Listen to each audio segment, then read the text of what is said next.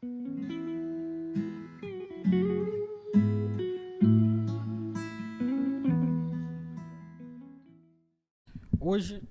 nós daremos continuidade à exposição do Evangelho de Marcos. Amém? Mas antes disso, feche seus olhos e curva sua cabeça, iremos ao Senhor mais uma vez em oração.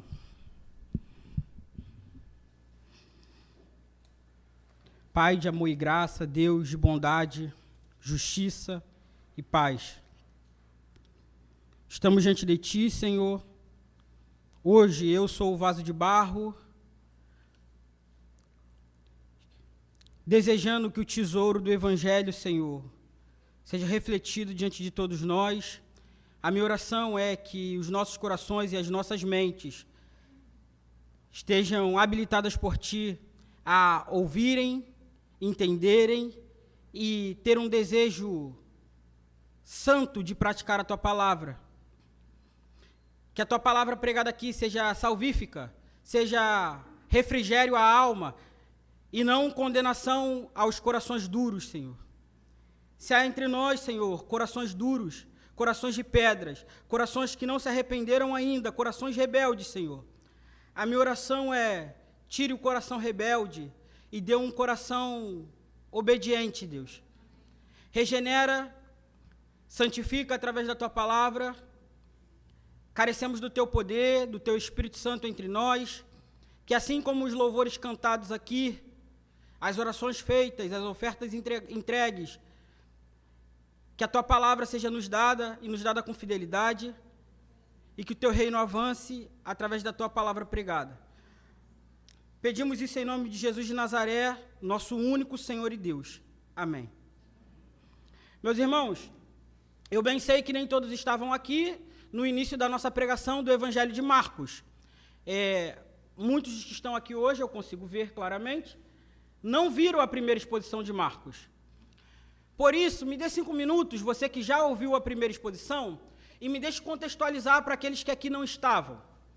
O Evangelho de Marcos provavelmente foi escrito mais ou menos 30 anos depois da morte e ressurreição do Senhor Jesus de Nazaré. Nós estamos aqui agora, no meado da década de 60, o imperador é Nero, aquele perverso que gostava de queimar crente para iluminar a praça. Nesse momento, a igreja de Roma provavelmente tem como pregador o nosso irmão e apóstolo Pedro. Pedro, pregando em Roma, sendo perseguido em Roma, provavelmente morreu em Roma, assim como Paulo. Ambos discipularam um jovem chamado João Marcos, que foi o escritor do evangelho que nós leremos essa noite. João Marcos provavelmente foi um adolescente na época que Jesus pregava sobre as ruas de Jerusalém, quando lá estava. Mas mais do que isso, embora tenha visto Jesus, provavelmente a sua mãe cedeu a casa para Jesus fazer algum evento na sua casa. Mas bem mais do que isso. Ele foi aquele que causou algum problema no ministério de Paulo e Barnabé durante um tempo. Provavelmente o nosso irmão Paulo, na sua primeira viagem, na sua segunda viagem, foi acometido de uma doença. Logo depois de ter dito para um homem iníquo: você ficará cego.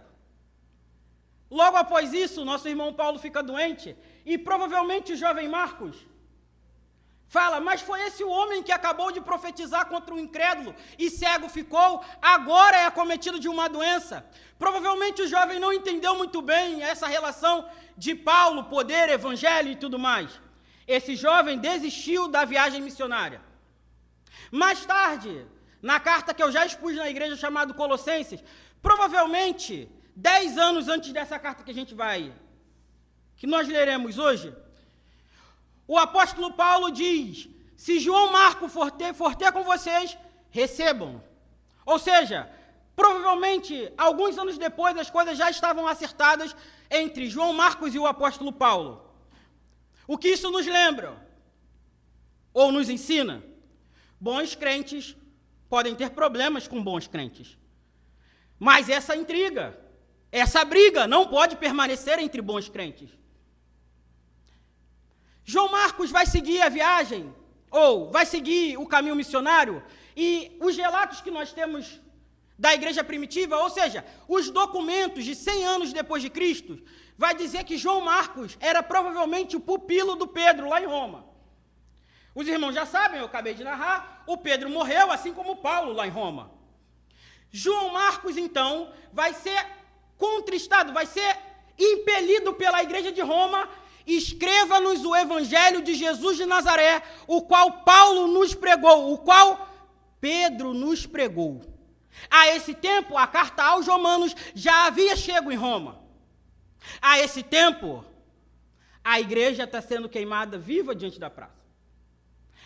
A pergunta que nos fica é, diante de tanta perseguição política, diante de tanta aflição e medo, diante de tanto pavor, como um pregador deve consolar a igreja?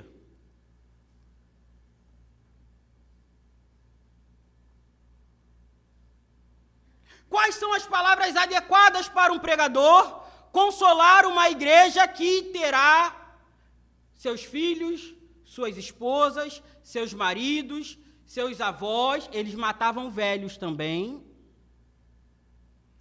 Como um pregador consola uma igreja diante do perigo inato, do perigo diante dos olhos? E mais, um pregador jovem. João Marcos vai nos ensinar que, primeiramente, o evangelho de Jesus de Nazaré não se trata do governo político romano. Não importa como Roma gosta de administrar a sociedade, não importa o que você acha de política, direita, esquerda, para lá e para cá, quem que é o seu presidente ou não, João Marcos já vai começar alertando a igreja de Roma. O meu evangelho não é segundo o mundo. Se você veio à igreja essa noite querendo ouvir um pouco mais de cognição ou um tipo de sabedoria filosófica, eu vou te desapontar. E eu não tenho nada contra a filosofia. Eu gosto dela. Estou para ler agora algumas peças de Aristófanes por causa do grego. Não há problema.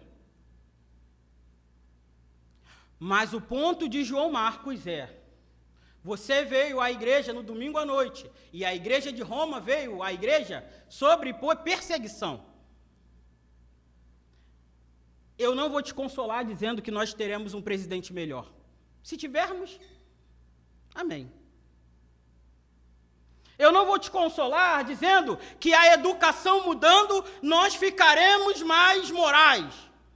Porque os irmãos sabem, tem um monte de gente com doutorado cometendo atrocidades. Vocês não viram o cidadão lá da região centro-oeste, médico, já está com 6 processos por divulgação de material educativo para pedofilia? Tá aí, é só você pesquisar o nome do retardado. O que eu aprendo com isso? Educação formal não refreia coração.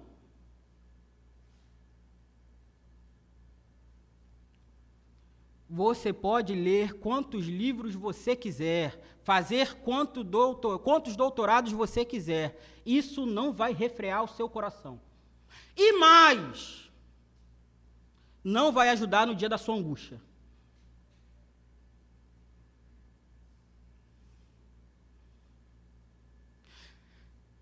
João Marcos me lembra uma conversa que eu tive com um arquiteto super intelectual, amigo de meu pai. Eu era um jovem pregador na época, eu tinha pregado algumas vezes ainda. E ele sentou diante de mim com uma casa de mais de R$1 milhão, chorava igual criança.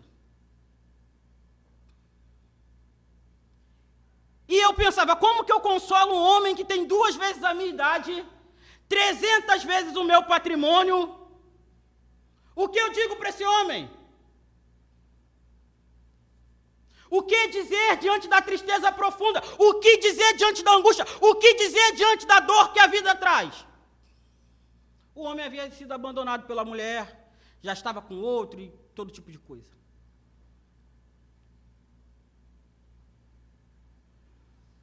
João Marcos nos diz, nos ensina categoricamente: dor, aflição, perseguição, seja lá o que for, terá seu fim em Jesus de Nazaré.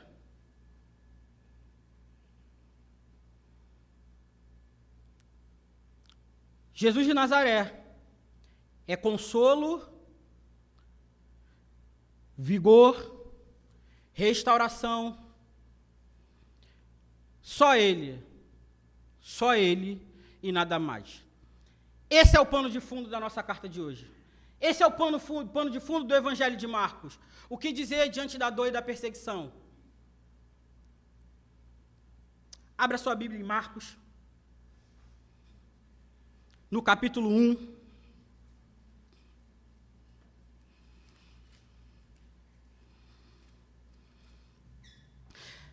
Nós já falamos do versículo 1 ao versículo 13.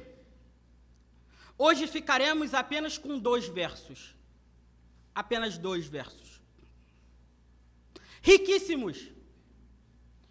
Estou orando para conseguir falar tudo o que tem embutido aqui.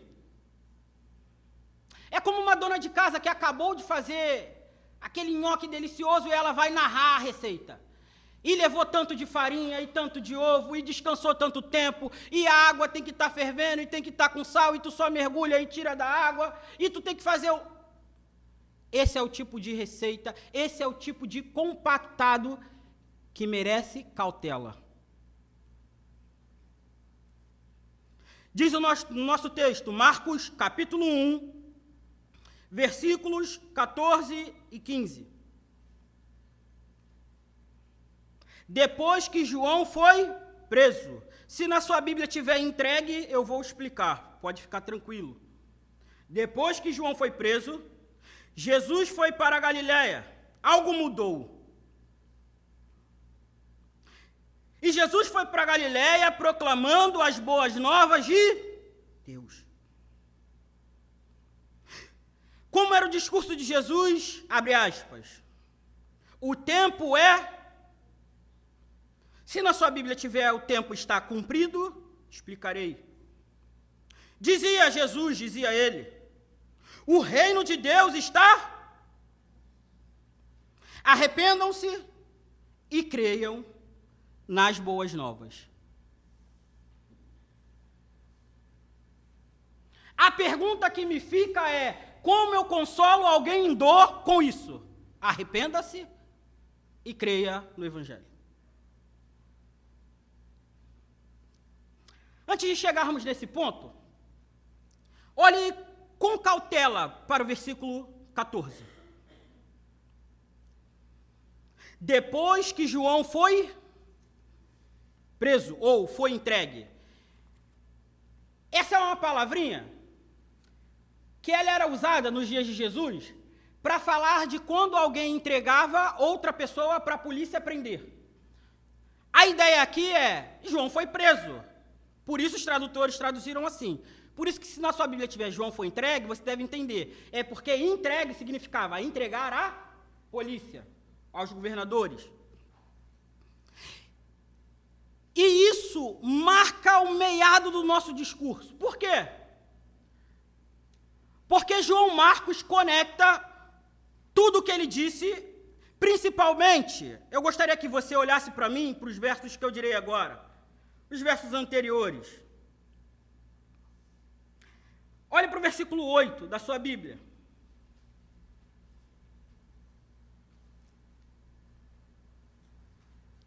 Eu, porém, vos batizo com água, ou em água. Ele, porém, vos batizará com o Espírito Santo. Esse versículo é porque eu não tenho como ilustrar em português. Mas esse versículo é basicamente a mesma estrutura que tem no versículo 14. Esse versículo devia ligar a nossa mente mais ou menos assim. Deixa eu ilustrar para os irmãos. João Batista vem, e ele vem como preparador do caminho de Jesus, do Messias, de Deus. E quando João vem preparando o caminho, ele já vem avisando. Eu tenho uma obra e a minha obra é até aqui.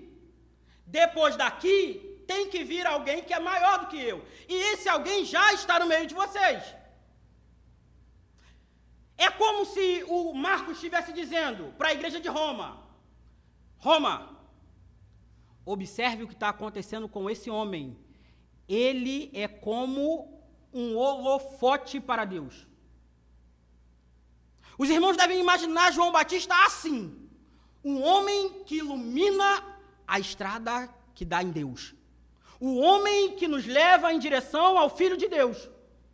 Um homem que reconhece que sua missão é grande, mas que ela não é maior do que a missão de Deus. Não há problema de tu ter uma vocação grande. Eu quero que crentes tenham vocações grandes. Hitler foi pequeno? Stalin? Trotsky?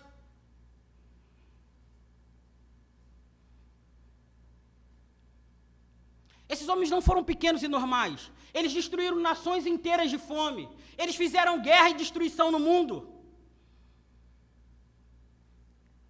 Mas a minha questão é que as vocações, os trabalhos, os dons e talentos têm ficado acima da vocação celestial.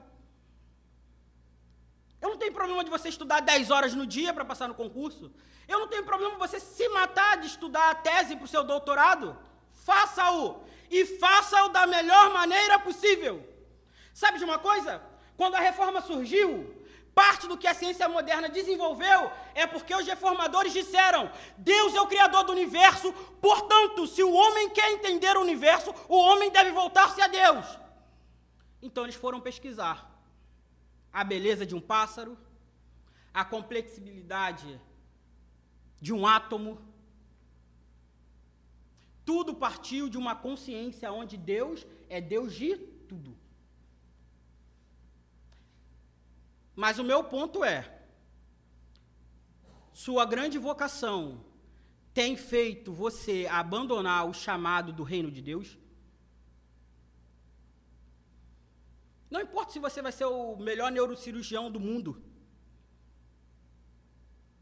a melhor cozinheira da Europa.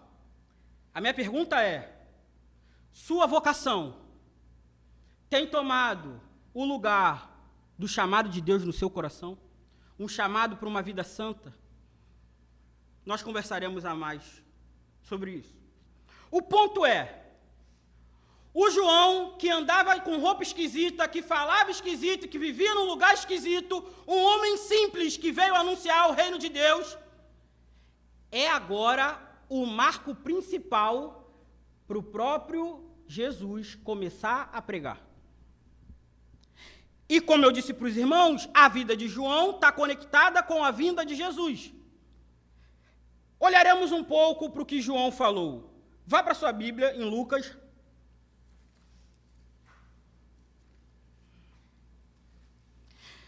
Veremos um pouco de como esse homem pregava. De como esse homem ensinava sobre o reino de Deus. Lucas 3, versículo 7. Perdão, eu não falei o verso. Nós leremos apenas 2 textos sobre João. Tem mais. Mas esses 2 textos é suficiente para termos uma boa mentalidade de quem era João Batista, do que João pregava, do que João ensinava. E por que João é tão importante no discurso de Marcos?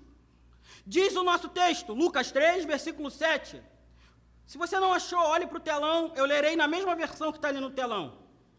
João dizia às multidões que saíam para serem batizadas por eles: raça de víboras, quem lhes deu ideia de fugir da ira que se aproxima? Deem frutos que mostrem arrependimento e não comecem a dizer a si mesmos: Abraão é nosso pai. Pois eu lhes digo que dessas pedras Deus pode fazer surgir filhos a Abraão. O machado está posto à raiz das árvores, e toda árvore que não der bom fruto será cortada e lançada ao fogo. Até aqui, todo mundo está habituado. João está dizendo, se você não se arrepender, se você não voltar-se para Deus, você vai para o inferno. É basicamente isso que João está dizendo. O discurso tocou o coração, o discurso aparentemente moveu a cidade inteira. Se a pregação moveu a cidade inteira, a cidade vem até João para saber como viver agora. Porque se João está dizendo, ei, estávamos todos indo numa rota, todo mundo indo numa rota que dava contra Deus, que se afastava de Deus, que ia para o inferno. Se você se arrependeu, ou seja, se você mudou essa direção e agora foi em direção a Deus, as coisas têm que mudarem. E quem ouviu entendeu isso. Olha o próximo versículo. Versículo 10. Olha as multidões fazendo perguntas a João. Ora, o que devemos fazer então? Perguntavam as multidões. João respondia: quem tem 2 túnicas, dê uma a quem não tem nenhuma. E quem tem comida, faça o mesmo. Alguns publicanos, coletores de impostos, também vieram ser batizados, e eles perguntaram: mestre, o que devemos fazer? E ele respondeu: não cobrem além do que lhe foi estipulado. Então alguns soldados lhe perguntaram: e nós, o que devemos fazer? E ele respondeu: não pratiquem extorsão, nem acusem ninguém falsamente. Contentem-se com o seu salário. Mateus, me arrependi, eu quero Jesus de Nazaré, o que eu devo fazer? Devo sair do meu emprego? Não, não a princípio. É o que João nos ensina. João pergunta para você: o que você faz? Você vira para João e fala: sou policial. João vai falar: tudo bem, a partir de hoje, não pegue propina. Não exerça a sua autoridade de forma indevida. Ou você vai falar: não, eu trabalho em bancos. Ou eu sou corretor de imóveis ou coisa de tipo. E João vai falar: cuidado com os juros que você coloca nas coisas. Cuidado. Se alguém se converte e vira para mim: eu sou uma pessoa simples, Mateus. Não tenho nenhum emprego extravagante, o que eu devo fazer para o reino de Deus? João vai dizer para você: se você tem 2 capas, se você tem 2 guarda-chuvas, dê um para quem não tem nenhum. Se você tem 10 quilos de arroz, dê 5 para quem não tem. Primeiro, depois do encontro com o reino de Deus, João não pedia as pessoas para mudarem exteriormente. Ele pedia para que o coração mudasse. Arrependimento vem seguido de mudança e estilo de vida? Vem. Mas isso não pode ser vazio. Isso tem que ser seguido de um coração contrito, quebrantado. Um coração que realmente se arrependeu diante de Deus. Se os irmãos acham que esse aqui foi o discurso mais pesado de João, os irmãos não viram nada. Mateus capítulo 14.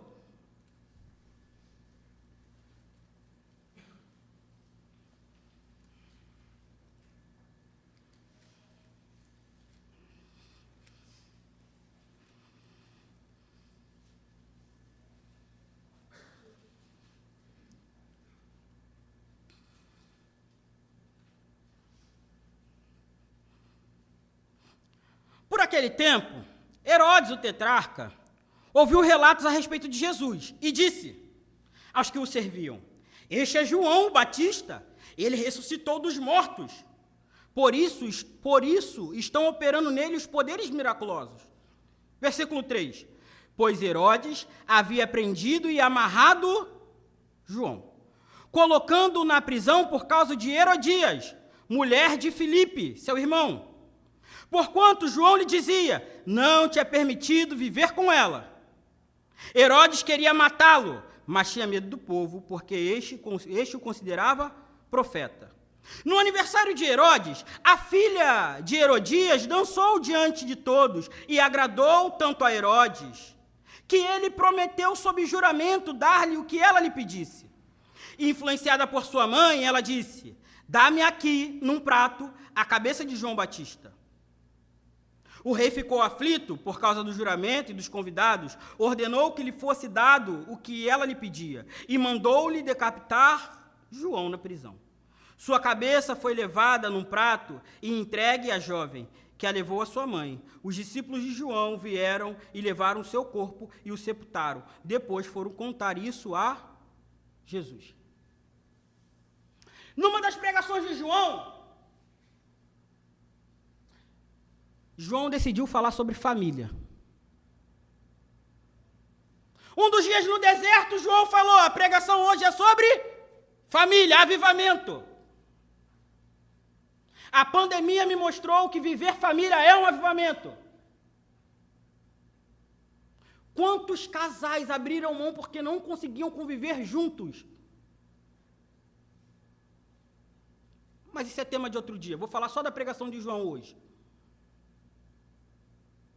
Certo dia no deserto, João se levanta para pregar e diz: Herodes, sei que tu é rei, mas tu não pode ter relações com a mulher do seu irmão.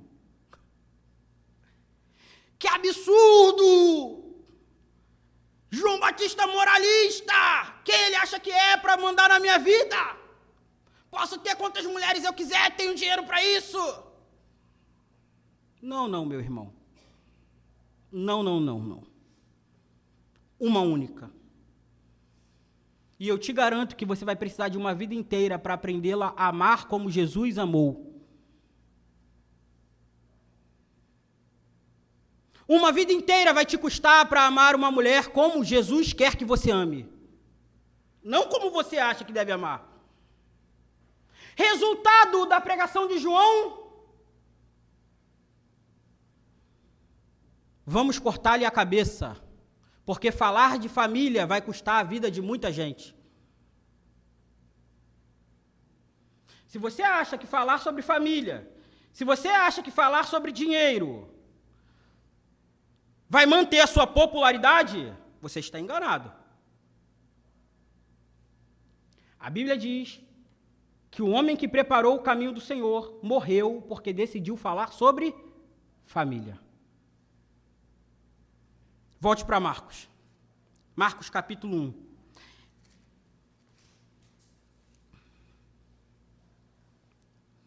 Agora vamos ler de novo o texto que já havíamos lido. Vamos ver se o texto ganha cores, se o texto ganha sabor, se o texto salta diante dos nossos olhos e nós entendemos por que que isso mudou tudo na terra. Marcos 1,14. Depois que João foi, Jesus foi para a Galileia proclamando as boas novas de Deus. Sabe o que o Marcos está querendo dizer? Mataram João, mas o anúncio do evangelho não acabou. Meus irmãos, posso cair durinho amanhã, morrer, o pastor também e o outro. O reino de Deus vai continuar tendo pregadores. Essa galera que acha que é a última Coca-Cola do deserto aí, que mal lê Bíblia.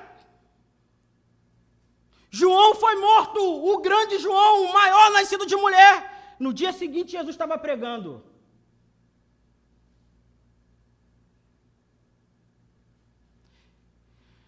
O reino de Deus terá pregadores, e o reino de Deus precisa de pregadores. A minha pergunta é: você tem feito a sua parte? Tudo bem, você gostaria que um irmão mais experimentado na palavra fosse pregar para aquele seu parente que você ora há muito tempo? Meu Deus, se o pastor fizer uma visita lá em casa, ele vai falar com meu filho que está na faculdade, começou a ler Darwin, e ele vai explicar tudinho para o meu filho. Comece pelo básico. Deus encarnou, se tornou homem e morreu para pagar os nossos pecados. Depois a gente conversa sobre Darwin. Depois a gente conversa sobre as teorias complexas da cabeça do seu filho. Seja você a primeira pessoa a pregar aos seus filhos. Seja você a primeira pessoa a pregar aos seus parentes. Seja você a boca de Deus aonde você está ou estiver. E no Evangelho de Marcos nós vamos aprender que parte do discipulado é fazer discípulos. Quem melhor do que aqueles do nosso sangue que nós mais amamos para se tornarem os nossos discípulos? Para levarmos até o Senhor da glória, para apresentarmos o Evangelho da graça, o Evangelho da misericórdia, para levarmos a Ele o amor incondicional do Senhor do universo. Eu não estou falando de você contar histórias em quadrinhos. Se você conta, tudo bem, mas eu estou falando que você tem a oportunidade de dar essa alma água para a vida eterna.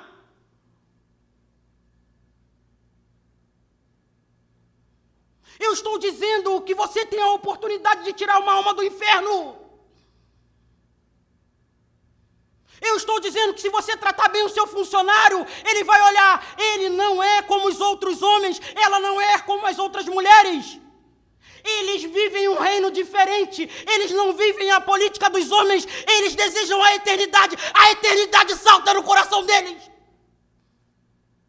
Eles são generosos, eles dão com amor.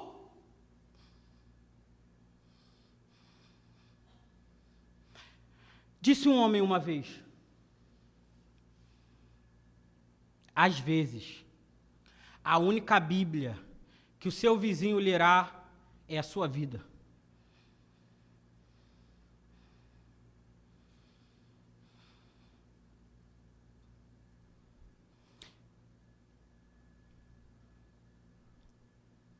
Nós precisamos viver piedosamente, meus irmãos. Adolescentes, jovens, é possível atravessar um ensino médio sem ficar com todo mundo.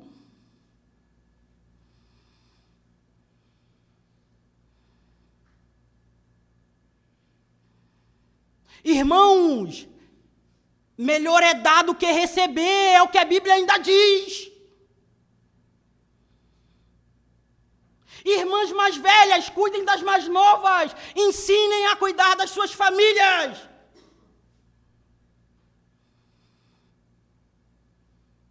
João morreu, mas o reino de Deus está vivo e nós o proclamamos diariamente. Marcos está no meio de uma Roma pegando fogo. Nero matando todo mundo que podia. E Marcos está dizendo: eu sigo aquele homem lá do deserto, aquele que falava sobre família, aquele que dizia que o reino de Deus influencia todas as áreas da nossa vida. Evangelho não é sobre o tamanho do meu cabelo.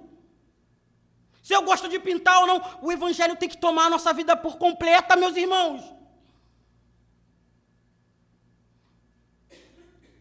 O evangelho precisa incendiar a nossa alma de novo.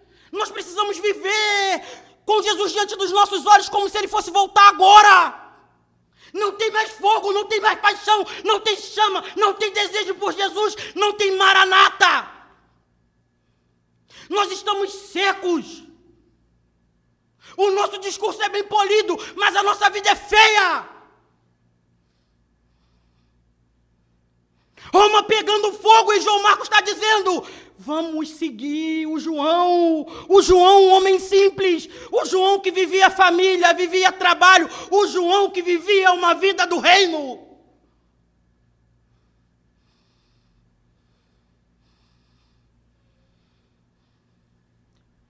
Crentes precisam voltar a ser crentes.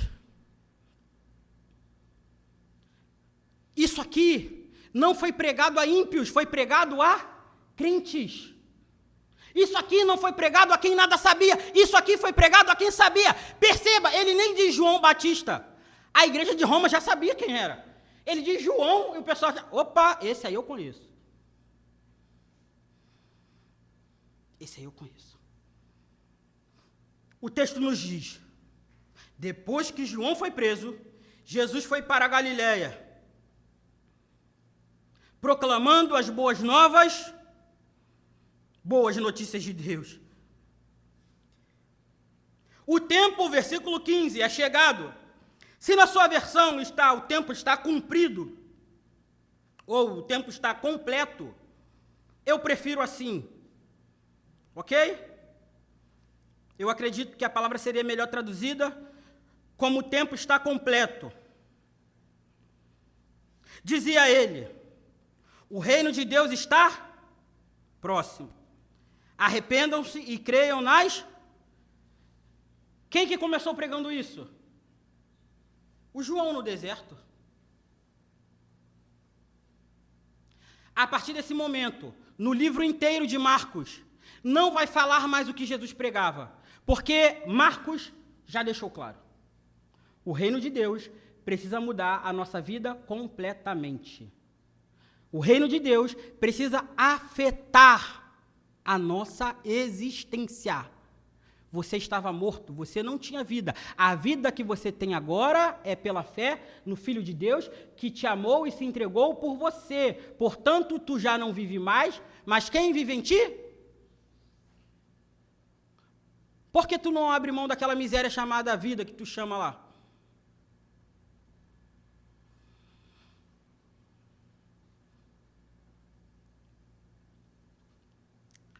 Para Marcos, o que pode consolar a igreja de Roma é o João que foi preso, cortaram a cabeça dele, o João que pregava um reino que muda a nossa vida completamente. Esse mesmo João nos aponta para o seu Deus, e o seu Deus vai acontecer a mesma coisa. A minha pergunta é, o que aconteceu com Jesus de Nazaré? Sobre o Pôncio Pilatos? Ele não foi humilhado? Agredido? Ele não foi morto? Sabe o que Marcos está tentando nos dizer? Jesus também vai morrer como morreu João, por causa da mensagem que ele carrega.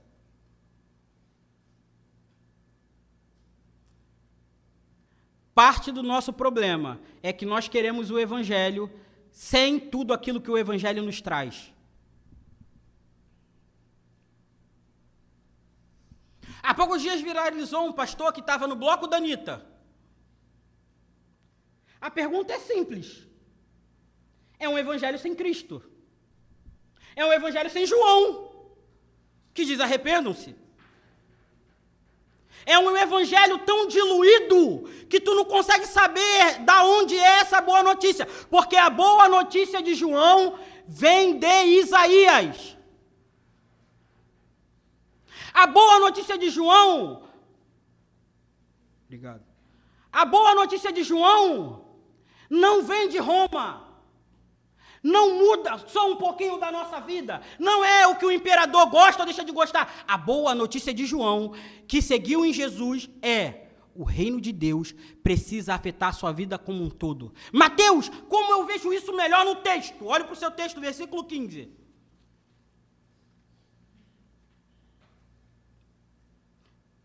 Se o tempo está completo, ou o tempo é chegado, arrependam-se. Se o reino de Deus está próximo, creia nas boas.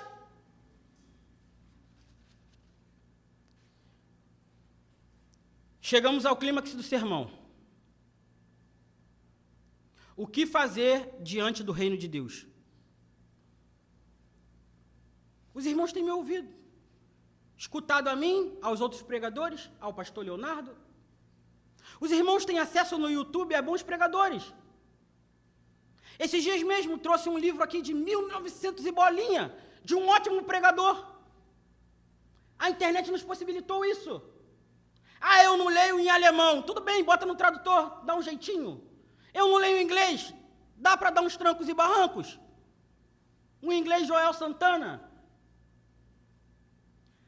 Mas a minha pergunta é, essa instrução toda, esse conhecimento rebuscado, tem despertado arrependimento e fé na gente? Pergunta honesta, sincera para cada um, não precisa levantar a mão, não precisa me responder. Não precisa falar em voz alta. A minha pergunta é, pregações dominicais, tem feito efeito no teu coração ou você já sai da igreja como se...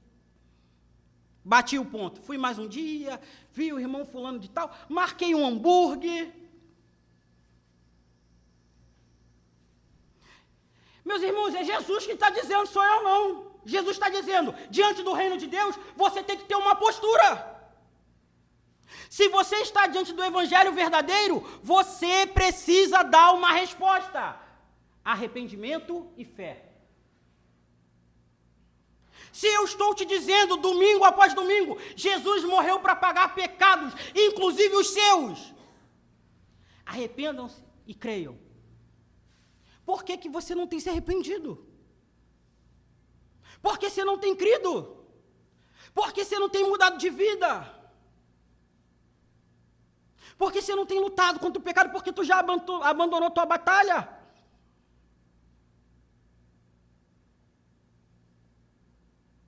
E eu tenho ensinado nesse púlpito que isso é mais do que moralismo. Isso é um desejo de olhar na face do seu Criador. Isso é um desejo de agradá-lo. Isso é um desejo de frutificar em boas obras. Porque virou comum os pregadores dizerem, porque todas as nossas obras de justiça são como um trapo de imundícia. Isso é um texto fora de contexto. Esse texto não pode ser usado para os crentes da nova aliança. O que você faz de bom não é um trapo de imundícia. O que você faz para agradar o seu Senhor tem valor. Quando você luta contra o pecado, quando você busca a Deus, isso tem um valor no coração de Deus. Ele decidiu se agradar de você quando você luta contra as tentações, porque você está seguindo o seu mestre, que também lutou contra as tentações. Eu quero te encorajar a viver uma vida de piedade, sem se tornar soberbo e arrogante.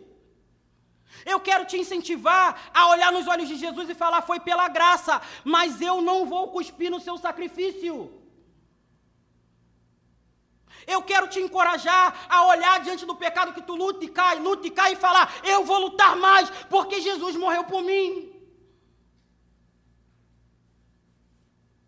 Eu quero que você olhe nos olhos de Jesus e fale, tem restauração para mim. O que eu fiz foi terrível, mas Jesus pode me perdoar, porque Ele não oferece uma mão se Ele não quiser me segurar. Jesus não é perverso, Ele não estaria te dizendo, se arrependa e volte para mim, se Ele não quisesse que você viesse até Ele e fosse recebido em amor.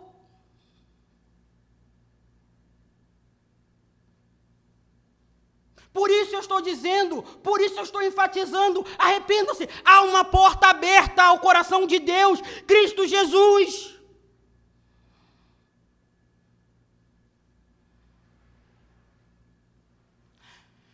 Diante do Evangelho do Reino, meus irmãos, diante do Evangelho do Reino, as boas novas não é ou não são. Você não vai ser queimado na praça. É isso que a gente espera quando lê Marcos. Mateus, fica tranquilo, tu vai pregar em Roma, não vai te acontecer nada. Tu é ungido de Deus.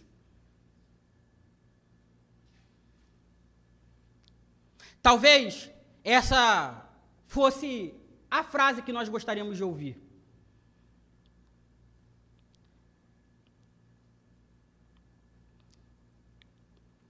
Mas não é esse tipo de consolação que o Evangelho tem para a gente. Nós podemos ser poupados dos sofrimentos da vida? Podemos, Deus é misericordioso. Mas em alguns momentos nós vamos passar pelos sofrimentos da vida. A minha pergunta é, se você não foi ensinado que há sofrimentos na vida cristã, quando você se deparar com sofrimento, você vai falar, esse não é o Evangelho que eu criei. Eu fui para a igreja só para resolver o problema do meu casamento, meu Deus. Que negócio é esse de tribulação e angústia? Que negócio é esse de ter alegria para passar por provação?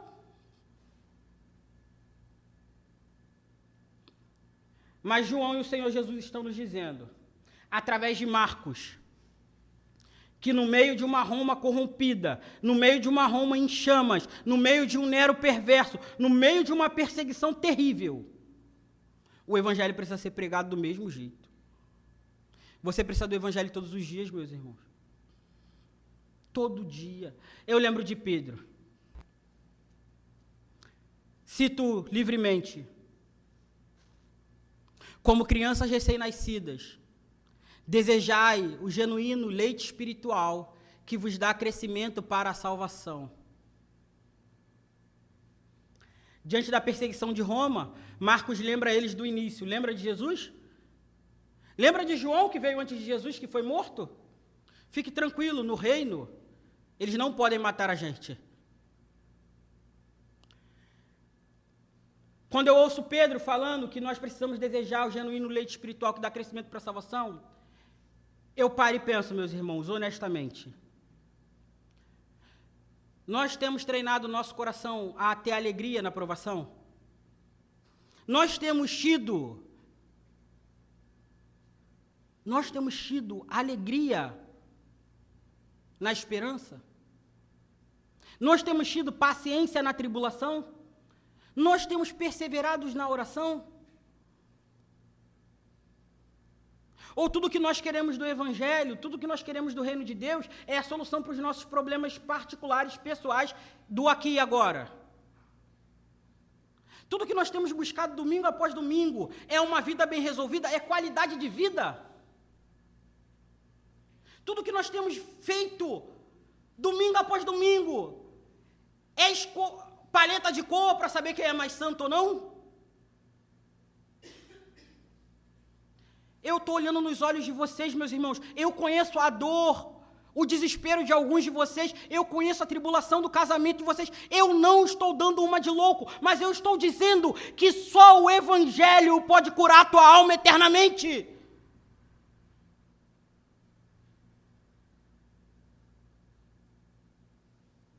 Eu queria te dizer, a perseguição não vai chegar, o problema não vai bater na tua porta, o casamento vai ficar bem para sempre, mas isso é uma mentira.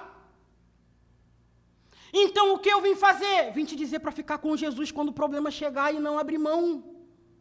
Eu vim te dizer para viver uma comunidade de fé, como Roma estava vivendo, e nós ajudarmos uns aos outros a passar pela tribulação. Eu vim te dizer, meus irmãos, que se Cristo Jesus não for diante dos seus olhos maior do que o seu problema, a sua dor irá te esmagar. A sua dor irá te apertar, te apertar, te apertar, te apertar, te apertar, te apertar. Eu vi isso com várias idades. Eram jovens de 15 anos namorando até os 22 fazendo corte, depois o namoro quebrando, se desviando da igreja. Era gente noivo há 10 anos. Eu vi gente juntar dinheiro e quebrar. Eu vi gente juntar dinheiro e falar, vou ter filho no mês tal, do ano tal, e quando o filho veio, abandonou Jesus. Eu vi gente construir a casa, estou trabalhando muito para construir a casa para a mulher. Aí o cara trabalhava. Quando construía a casa para a mulher, arrumava outra.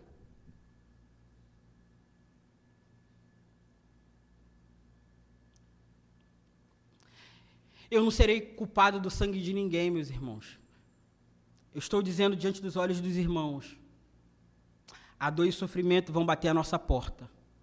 Mas se nós nos agarrarmos a Jesus que veio depois de João, que foram mortos, foram perseguidos, a igreja de Roma, que foi queimada viva, foi dado às feras, leões os comeram vivos, foram incendiados vivos, como eu contei a história de Policarpo. Se nós se agarrarmos a Jesus, a dor e o sofrimento desse mundo talvez não irão desaparecer, mas eu confirmo a vocês, Jesus estará com a gente nessa dor, nesse sofrimento, nessa angústia e nessa perseguição. O reino que eu vim anunciar aos irmãos essa noite. O reino que eu vim anunciar aos irmãos essa noite. A boa nova que eu vim anunciar aos irmãos essa noite é o meu reino, o reino que eu prego, o reino que eu participo, o reino de Jesus de Nazaré. Não é aumentar sua conta bancária, trabalhe. Estude, se dedique, seja organizado.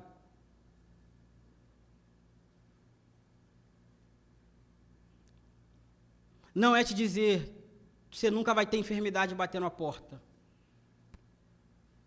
Não é te dizer o Evangelho vai ser tranquilo a sua vida no emprego, vai ser tranquilo a sua vida com a família. Não. Jesus disse, eu não vim trazer paz, mas eu vim trazer espada. Mãe contra filha, filho contra mãe, pai contra filho, filho... O que Jesus estava querendo dizer? Que ele quer inimizade entre a família? Não. Mas se você viver o Evangelho de todo o coração, como está nas Escrituras, provavelmente aqueles que odeiam o Evangelho viverão em guerra contra você. E está tudo bem. Lembre-se, Jesus foi perseguido, como Pedro diz. Jesus foi açoitado, como Pedro diz. Jesus foi tido como servo, sofredor, como Isaías disse. Por que nós queremos mais do que isso? Jesus não tinha onde reclinar a cabeça, ou seja, Jesus não tinha casa. Por que nós queremos? Por que nós desfalecemos por não ter casa?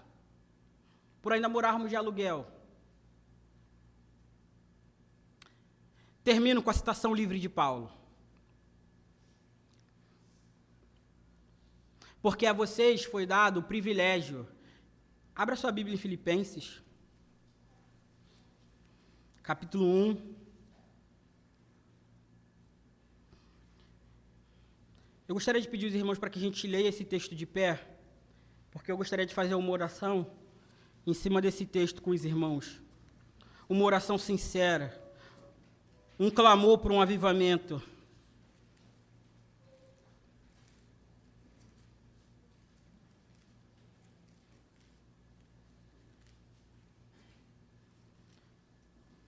Filipenses capítulo 1.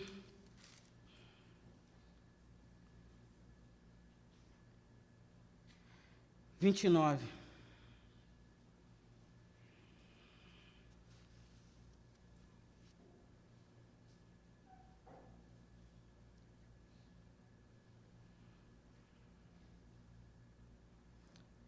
Diz o texto sagrado: pois a vocês foi dado o privilégio. Pois a vocês foi dado o privilégio de não apenas crer em Cristo,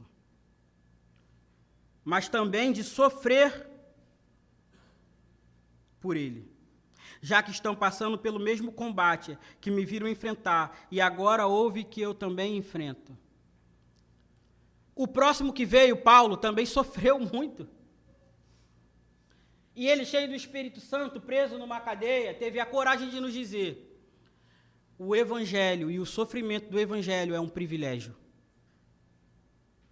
A nossa vida cristã pode ser sofrida.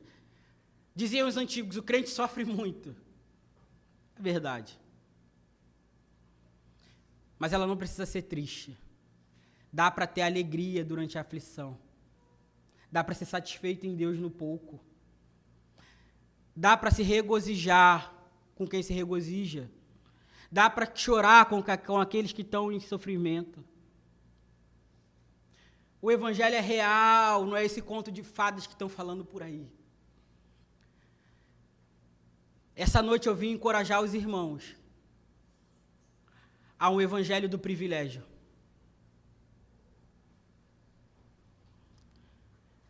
O tema dessa mensagem é o reino de Jesus, o sofrimento, um privilégio.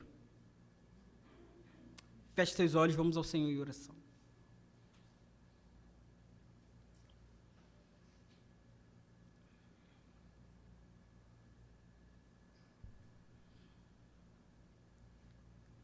Pai,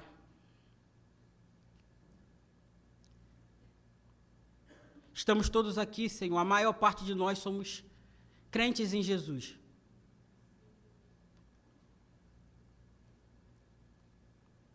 Mas eu sei que aqui também tem ímpios, Senhor. Que eles se convertam ao Evangelho, ao reino que o privilégio é sofrimento por amor a Jesus.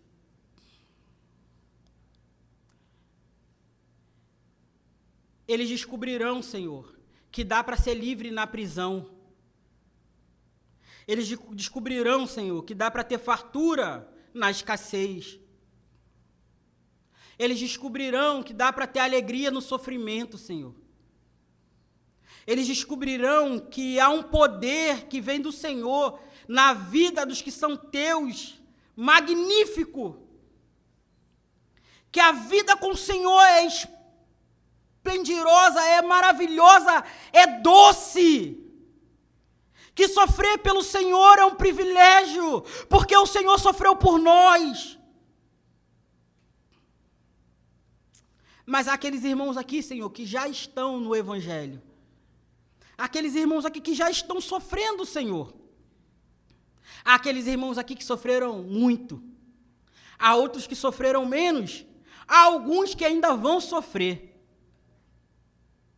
Que nenhum deles desanime diante da tribulação que o Evangelho traz.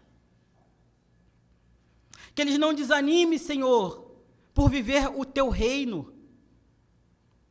Que ainda que eles sejam queimados vivos, Senhor, ainda que eles sejam perseguidos, ainda que eles sejam pobres, Senhor, ainda que tudo dê errado, Deus, Meu Pai, que nenhum de nós venhamos te abandonar. Que os nossos olhos venham estar fitos, completamente apaixonados pelo Senhor.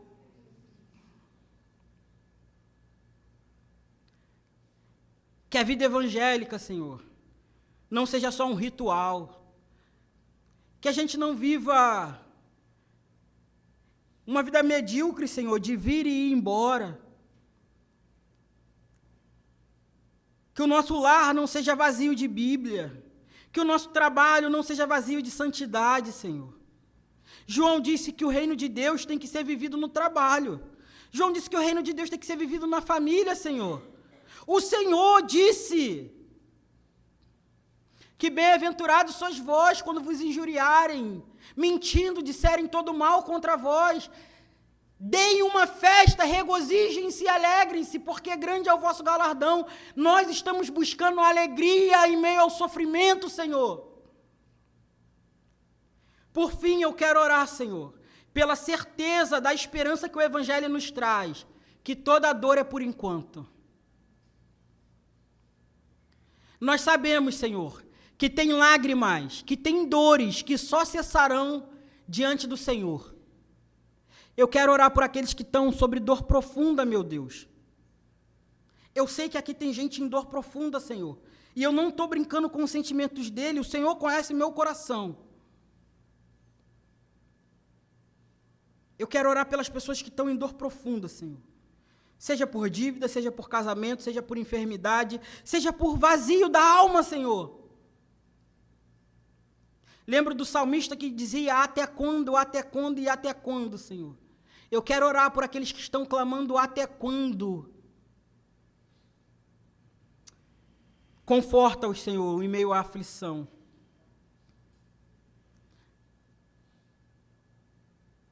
Ainda que não haja o produto da vide, Senhor. Ainda que não haja alegria aparente externa na vida, Senhor. Ajude meus irmãos a se agarrar à eternidade. A esperança de estar contigo para sempre, a certeza de viver com o Senhor. Que o pai que busca o pão e encontra-se endividado, encontre fartura no teu amor. E que pela tua misericórdia o pão chegue a essa mesa. Que o casamento quebrado, Senhor, encontre o Deus da aliança. Que aqueles que falharam em pecado, terríveis, graves, nós sabemos que existem pecados terríveis e graves, Senhor. Que eles encontrem a tua mão estendida para socorrê-los. Não há poço que a tua graça não possa entrar essa noite. Que as cordas da tua graça venham resgatar muitos e muitas.